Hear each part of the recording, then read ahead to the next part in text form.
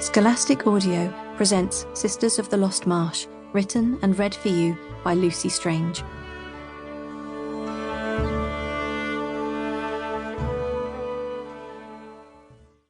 I am looking into the eyes of an enormous white horse called Flint.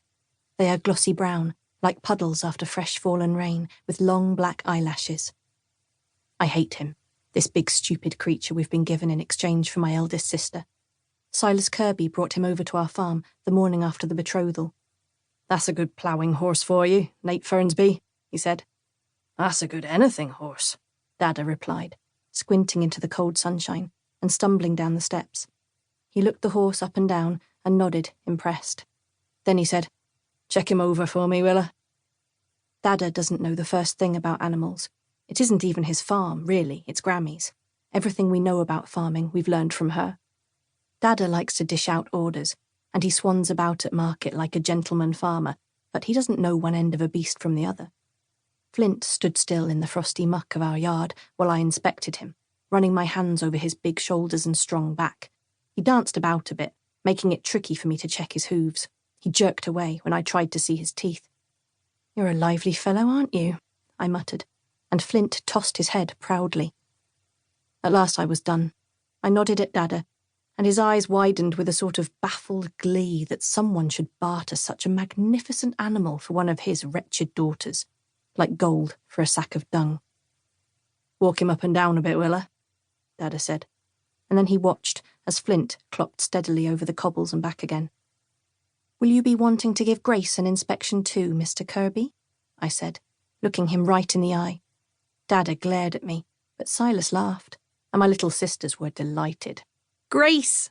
Dolly shouted at once, running to the door with Deedee close behind. "Mr. Kirby needs to check your feet."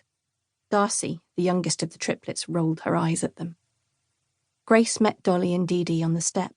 She was coming out to take kitchen scraps to the hens. "Here she is." Dada was still half drunk after striking the betrothal the night before, so his smile was like the grin of a hollowed-out turnip. "My beautiful Grace, soon to be your beautiful Grace, eh, Silas?" Silas Kirby smiled and bowed to Grace. She walked right past him to the henhouse, where the chickens were all aflap for the scraps. We waited for her to come back, and when she did, she didn't go to Silas. She went to the horse instead. "So, this is what I am worth," Grace seemed to be thinking, and perhaps Flint was thinking the same thing. He turned his head toward her, and the two of them looked at each other. Then Flint pushed his nose into Grace's open palm. She stroked him and patted his neck, smiling with her eyes in that gentle, dreamy way of hers. Then she stopped. Her fingertips had found something I had missed, a thick, shining scar hidden by the horse's mane. We all looked at Silas.